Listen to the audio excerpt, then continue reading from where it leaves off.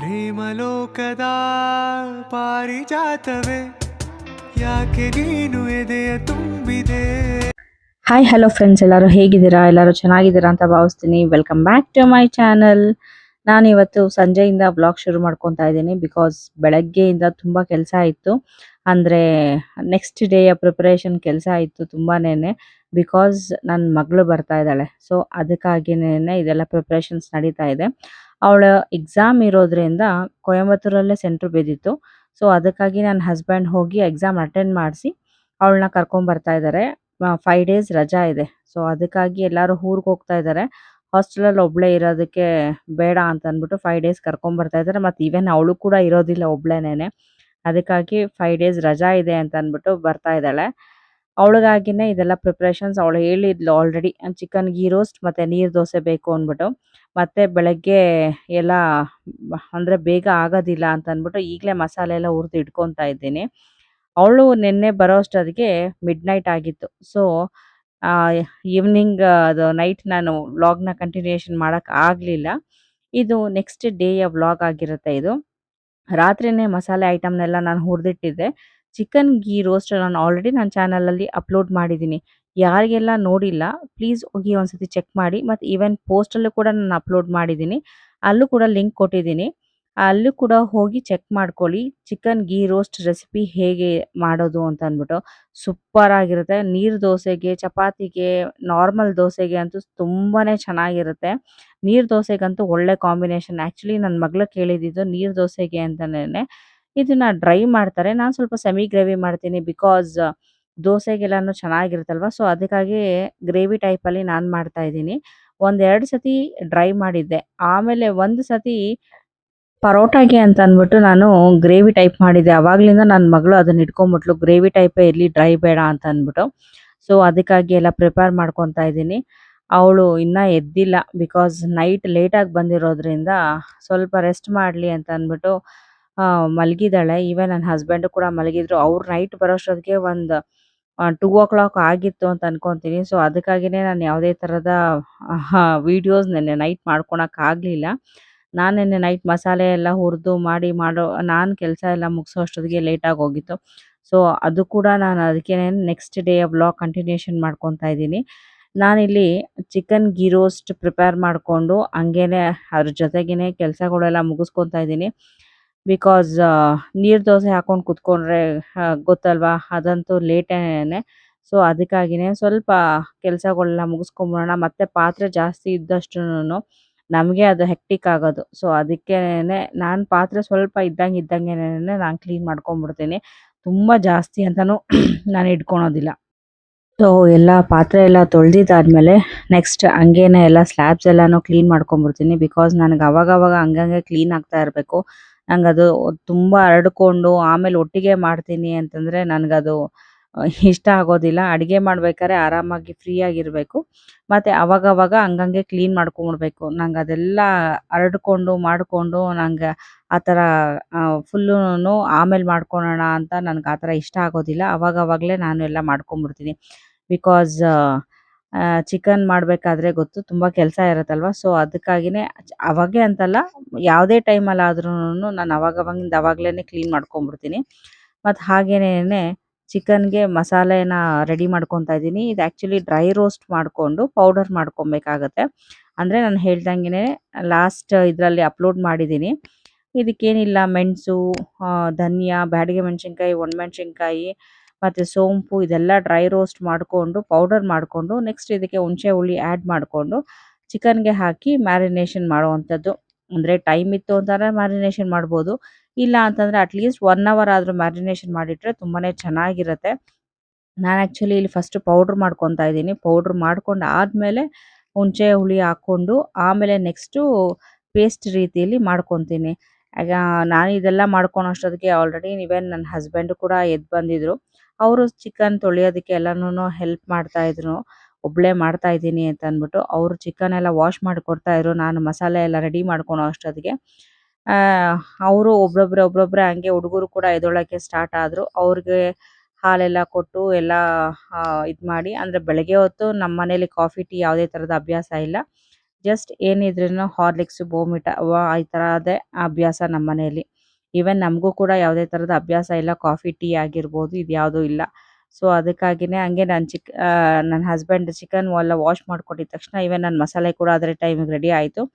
ಮಸಾಲೆ, ಮೊಸರು ಮತ್ತು ಅರಿಶಿನ, ಉಪ್ಪು ಇದೆಲ್ಲ ಹಾಕಿ ಚೆನ್ನಾಗಿ ಮಿಕ್ಸ್ ಮಾಡಬೇಕು. ಕಲರ್ ನೋಡ್ತಿದ್ದಂಗೆನೇ ನಿಮ್ಗೆ ಗೊತ್ತಾಗುತ್ತೆ ಎಷ್ಟು ಚೆನ್ನಾಗಿ ಬಂದಿದೆ ಅಂತ ಅಂದ್ಬಿಟ್ಟು. ಆ ಬ್ಯಾಡಗಿ ಮೆಣಸಿನ್ಕಾಯಿ ಆಗಿರ್ಬೋದು ಎಲ್ಲನೂ ಮ್ಯಾರಿನೇಷನ್ ಮಾಡಿಟ್ಮೇಲೆ ನಾನೇನಿಲ್ಲ ಅಂತಾನೂ ನನಗೆ ಟೈಮ್ ಇರೋದ್ರಿಂದ ಅಟ್ಲೀಸ್ಟ್ 1.5 ಅವರ್ 2 ಅವರ್ಸ್ ಆದರೂ ನಾನು ಮ್ಯಾರಿನೇಷನ್ ಮಾಡಿ ಇಟ್ಟಿದ್ದೀನಿ. ನಾನು ಹೇಳ್ದಂಗೆನೆ ಮ್ಯಾರಿನೇಷನ್ ಮಾಡಿಟ್ರೆ ತುಂಬಾ ಚೆನ್ನಾಗಿರುತ್ತೆ.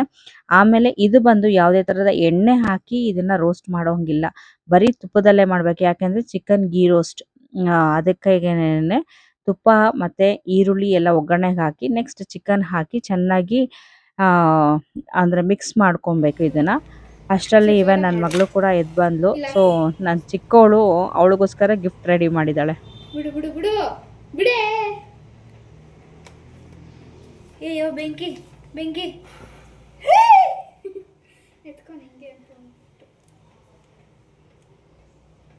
ಅದು ಅನ್ಸಿಟ್ಟಿದ್ದೀನಿ. ಮತ್ತೆ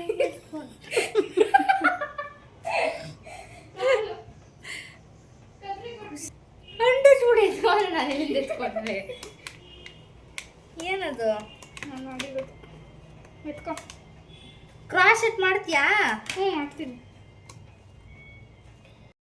ಸೊ ಅವ್ರದ್ದು ಗಿಫ್ಟ್ ಓಪನಿಂಗ್ ಎಲ್ಲ ನೋಡೋಷ್ಟರಲ್ಲಿ ನನ್ನ ಚಿಕನ್ ಆಲ್ರೆಡಿ ರೆಡಿ ಆಗಿತ್ತು. ಅದನ್ನೇ ಹೇಳಿದ್ದು, ನನ್ನ ಚಿಕ್ಕ ಮಗಳು ಅವ್ರ ಅಕ್ಕನಿಗೋಸ್ಕರ ಇಷ್ಟೆಲ್ಲ ready ಮಾಡ್ಕೊಂಡಿದ್ಲು.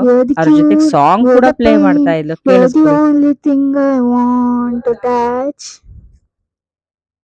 I knew that it could mean so much, so much. You're the fear, I don't care, 'cause I never been so high. Follow me to the dark, let me take you past over the lights. You see the world you brought to life, to life. So love me like you do, la la, love me like you do. Love me like you do, la la, love me like you do.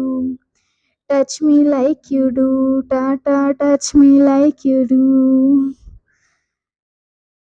Of your skin is a holy grail I got to find. When you set my heart on fire. ನನ್ನ ಮಗಳ ಸಂಗೀತ ಕಚೇರಿ ಎಲ್ಲ ಮುಗಿಸ್ಕೊಂಡು ಬರೋ ಅಷ್ಟರಲ್ಲಿ ನನ್ನ chicken ಕೂಡ already ready ಆಗಿತ್ತು. ಸೊ ಹಾಗೇನೇನೆ ಎಲ್ಲ ನೀರು ದೋಸೆಗಳೆಲ್ಲ ಹಾಕಿ, ಇದೇ ಲೇಟ್ ಆ್ಯಕ್ಚುಲಿ ಒಬ್ರೊಬ್ರಿಗೆ ಹಾಕ್ಕೊಳ್ಳೋಷ್ಟರಲ್ಲಿ, ಯಾಕೆಂದರೆ ತುಂಬ ತೆಳ್ಳಗಿದೆ, ಒಂದು ಹಾಕೋ ಅಷ್ಟರಲ್ಲಿ ಬಿಸಿ ಬಿಸಿ ತಿನ್ಕೊಂಬಿಡ್ಬೋದು. ಸೊ ಅದಕ್ಕಾಗಿ ಎಲ್ರಿಗೂ ಹಾಕ್ತಾ ಇದ್ದೆ. ಈವನ್ ನಮ್ಮ ಸೂರಿಗೂ ಕೂಡ ಬರೋಕ್ಕೆ ಹೇಳಿದ್ದೆ ಅವತ್ತು. ಅವನು ಅವತ್ತು ಬರೋ ಅಷ್ಟರಲ್ಲಿ ಆ್ಯಕ್ಚುಲಿ ಎಲ್ಲ ವೆಯ್ಟ್ ಮಾಡ್ತಾಯಿದ್ರು, ಎಲ್ಲರೂ ಒಟ್ಟಿಗೆ ತಿಂಡಿ ತಿನ್ನೋಣ ಅಂತಂದ್ಬಿಟ್ಟು. ಸೊ ಈವನ್ ಅವನು ಅಷ್ಟರಲ್ಲೇ ಕೂಡ ಬಂದ, ಎಲ್ಲರಿಗೂ ನೀರು ದೋಸೆ ಹಾಕಿ ಎಲ್ಲ ಆಗೋ ಅಷ್ಟರಲ್ಲೇ ಆವತ್ತು ಬ್ರೇಕ್ಫಾಸ್ಟ್ ಎಲ್ಲ ಮುಗಿಸ್ಕೊಂಡಿದ್ವಿ. ಸೊ ಬ್ರೇಕ್ಫಾಸ್ಟ್ ಎಲ್ಲ ಮುಗಿಸ್ಕೊಂಡು ಹಾಗೆಯೇ ಸ್ವಲ್ಪ ಹರಟೆ ಎಲ್ಲ ಹೊಡ್ಕೊಂಡು, ಬಿಕಾಸ್ ತುಂಬ ದಿವಸ ಆಗಿತ್ತು. ಸೊ ಅವಳ ಜೊತೆನೂ ಟೈಮ್ ಪಾಸ್ ಮಾಡಿಕೊಂಡು ಎಲ್ಲರೂ ತುಂಬ ಖುಷಿಯಾಗಿ ಎಂಜಾಯ್ ಮಾಡಿದ್ವಿ. ಆ್ಯಕ್ಚುಲಿ ಈವನ್ ನನಗೂ ಕೂಡ ನೀರು ದೋಸೆ ಅಂತಂದರೆ ತುಂಬಾ ಇಷ್ಟ, ಅವಳಿಗೂ ಅಷ್ಟೇ ನೀರು ದೋಸೆ ಅಂದರೆ ತುಂಬಾ ಇಷ್ಟ. ನೀರು ದೋಸೆ, ಚಿಕನ್ ಗೀ ರೋಸ್ಟ್ ಅಂತೂ ಸೂಪರ್ ಕಾಂಬಿನೇಷನ್ ಆಗಿತ್ತು ನೋಡಿ. ನೋಡ್ತಾ ಇದ್ರೇ ಎಷ್ಟು ಚೆನ್ನಾಗಿದೆ. ನಾನು ಹೇಳ್ದಂಗೆನೆ ಆ್ಯಕ್ಚುಲಿ ಇದು ಗೀ ರೋಸ್ಟ್ ಬಂದು ಡ್ರೈಯಲ್ಲಿ ಮಾಡ್ತಾರೆ, ನಾನು ಗ್ರೇವಿ ಟೈಪಲ್ಲೇ ಮಾಡಿದ್ದು. ಶಾಕ್ ಆಗಬಾರ್ದು, ನೀವು ಬೇಜಾರು ಮಾಡ್ಕೋಬಾರ್ದು, ನೀವು ಅಳಬಾರ್ದು.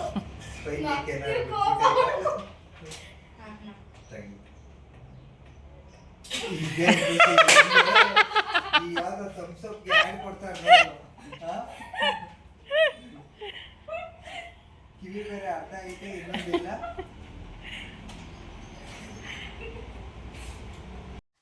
ಸೊ ನನ್ನ ಚಿಕ್ಕ ಮಗಳು ಅವ್ರ ಅಣ್ಣನ ಡ್ರಾಯಿಂಗ್ ಮಾಡಿದ್ಲು, ಅದನ್ನು ನೋಡಿಕೊಂಡು ತುಂಬ ಖುಷಿಯಾಗಿ ಎಂಜಾಯ್ ಮಾಡಿಕೊಂಡು, ಸರಿ ಮತ್ತೆ ಅಲ್ಲಿಂದ ಸಾಯಂಕಾಲ ಬಂದು ಮಲ್ಲೇಶ್ವರಂಗೆ ಸ್ವಲ್ಪ ಶಾಪಿಂಗಿಗೆ ಬರಬೇಕಿತ್ತು. ಯಾಕೆಂದರೆ ನನ್ನ ಮಗಳಿಗೆ ಸ್ಲಿಪ್ಪರ್ಸ್ ಎಲ್ಲ ತೊಗೊಬೇಕಿತ್ತು. ಸೊ ಅದಕ್ಕಾಗಿ ಮಲ್ಲೇಶ್ವರಂಗೆ ಬಂದ್ವಿ. ತುಂಬ ದಿವಸನೇ ಆಗಿತ್ತು ಮಲ್ಲೇಶ್ವರಂಗೆ ಬಂದು. ನಾವು ಯೂಶಲಿ ಏನಾದರೂ ಶಾಪಿಂಗ್ ಪರ್ಚೇಸಿಂಗ್ ಅಂದರೆ ಮುಂಚೆ ತುಂಬ ಬರ್ತಾಯಿದ್ವಿ, ಈಗ ಏನಾದರೂ ಪರ್ಚೇಸಿಂಗ್ ಇದ್ದರೆ ಮಾತ್ರ ಬರ್ತಾ ಇದ್ದೀವಿ. ಇಲ್ಲಾಂದರೆ ಮುಂಚೆ ಆಗಿದ್ದರೆ ಜಸ್ಟ್ ವೀಕೆಂಡ್ಸಲ್ಲಾದರೂ ಅಟ್ಲೀಸ್ಟ್ ಸ್ವಲ್ಪ ಹಿಂಗೆ ಓಡಾಡ್ಕೊಂಬರೋಣ ಅಂತ ಬರ್ತಾ ಇದ್ವಿ. ಮತ್ತು ಇಲ್ಲಿ ಪಿಜ್ಜಾ ಕೂಡ ಅಷ್ಟೇನೆ ತುಂಬಾ ದಿವಸನೇ ಆಗಿತ್ತು, ದಿವಸ ಅಲ್ಲ ತಿಂಗಳುಗಳೇ ಆಗಿತ್ತು ತಿಂದು. ನಾವು ಚಿಕ್ಕ ಹುಡುಗರಲ್ಲಿ ತುಂಬಾನೇ ತಿಂತಾ ಇದ್ವಿ, ಬಟ್ ಈಗ ಟೇಸ್ಟ್ ಚೇಂಜ್ ಆಗಿದೆ, ಆ ತರ ಏನಿಲ್ಲ. ಸೊ ಇಲ್ಲಿ ಸ್ವಲ್ಪ ಮತ್ತೆ ರಶ್ ಕೂಡ ಅಷ್ಟೇನೆ, ತುಂಬಾ ರಶ್ ಇತ್ತು ಮುಂಚೆ, ಈಗ ಸ್ವಲ್ಪ ಕಮ್ಮಿನೇನೆ. ಅಲ್ಲಿ ಪಿಜ್ಜಾ ಎಲ್ಲ ತಿನ್ಕೊಂಡು ಮತ್ತೆ ಇಲ್ಲಿ 8th ಕ್ರಾಸ್ ಅಲ್ಲಿ ನಾವು ರೆಗ್ಯುಲರ್ ಆಗಿ ಇಲ್ಲಿ ಪರ್ಚೇಸ್ ಮಾಡ್ತೀವಿ ಸ್ಲಿಪ್ಪರ್ಸ್. ಇಲ್ಲಿನ ಕಲೆಕ್ಷನ್ಸ್ ಅಂತೂ ತುಂಬಾನೇ ಸೂಪರ್ ಆಗಿರುತ್ತೆ ಅಂತ ಹೇಳ್ಬೋದು. ಸೊ ಅಲ್ಲಿ ಸ್ಲಿಪ್ಪರ್ಸ್ ಎಲ್ಲ ಪರ್ಚೇಸ್ ಮಾಡ್ಕೊಂಡು ಸೊ ಹಂಗೇನೆ ಮೂವ್ ಆನ್ ಆದ್ವಿ ನೆಕ್ಸ್ಟ್. ಇವರಿಬ್ರು ಅದ್ ಯಾವಾಗ ಕಿತ್ಲಾಡ್ತಾರೋ, ಅದ್ ಯಾವಾಗ ಹಿಂಗಿರ್ತಾರೋ ಅಕ್ಕ ತಂಗಿರು ನಿಜವಾಗ್ಲೂ ಗೊತ್ತಾಗೋದಿಲ್ಲ. ನೋಡಿ ಇದ್ರೆ ಹಿಂಗಿರ್ತಾರೆ, ಇಲ್ಲ ಅಂತಂದ್ರೆ ನಾಯಿಗಳ ತರ ಕಚ್ಚಾಡ್ತಾ ಇರ್ತಾರೆ. ಸೊ ಅಲ್ಲಿಂದ ನೆಕ್ಸ್ಟ್ ಆಶಾ ಸ್ವೀಟ್ಸ್‌ಗೆ ಬಂದು ನನ್ನ ಮಗಳಿಗೆ ರಸಮಲೈ ಅಂದ್ರೆ ತುಂಬಾನೇ ಇಷ್ಟ.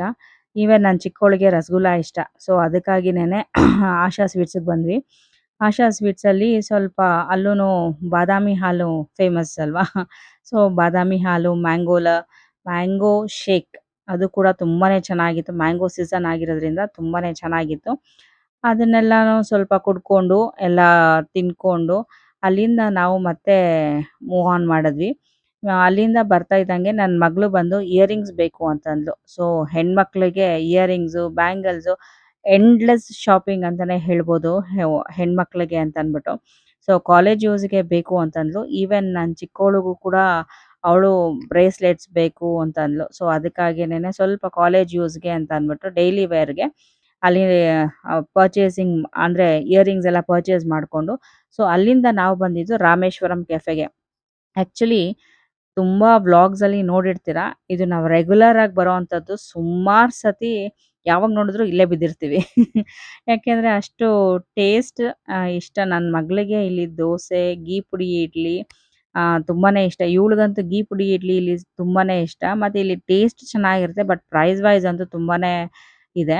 ಆದ್ರೆ ಏನು ಮಾಡಕ್ಕಾಗಲ್ಲ, ನಮಗೆ ಟೇಸ್ಟ್ ಬೇಕು ಅಂತಂದ್ರೆ ನಾವು ಹೋಗ್ಲೇಬೇಕಲ್ವಾ. ಮತ್ತೆ ಇಲ್ಲಿ ನನ್ನ ಹಸ್ಬೆಂಡ್‌ಗೆ ಕಾಫಿ ತುಂಬಾ ಇಷ್ಟ. ಸೊ ರೆಗ್ಯುಲರ್ ಆಗಿ ಇಲ್ಲೇ ಬಿದ್ದಿರ್ತೀವಿ. ಆಕ್ಚುಲಿ ಇದು ಕಮ್ಮಿನೇನೆ ನನ್ನ ಮಗಳು ಹಾಸ್ಟೆಲ್‌ಗೆ ಹೋದ್ಮೇಲೆ. ಓಕೆ ಫ್ರೆಂಡ್ಸ್, ನನ್ನ ಈ ವ್ಲಾಗ್‌ನ ನಾನು ಇಲ್ಲಿಗೆ ಎಂಡ್ ಮಾಡ್ತಾ ಇದ್ದೀನಿ. ಯಾರಿಗೆಲ್ಲ ನನ್ನ ಈ ವಿಡಿಯೋ ಇಷ್ಟ ಆಗಿದೆ ಲೈಕ್ ಮಾಡಿ, ಶೇರ್ ಮಾಡಿ, ಸಬ್ಸ್ಕ್ರೈಬ್ ಮಾಡಿ, ಪಕ್ಕದಲ್ಲಿರೋ ಬೆಲ್ ಐಕಾನ್ನ ಪ್ರೆಸ್ ಮಾಡಿ. ಸೊ ನಾನು ಹಾಕೋ ಎಲ್ಲಾ ವಿಡಿಯೋ ನೋಟಿಫಿಕೇಶನ್ಸ್ ನಿಮಗೆ ಬರುತ್ತೆ. ಟೇಕ್ ಕೇರ್, ಬಾಯ್ ಬಾಯ್.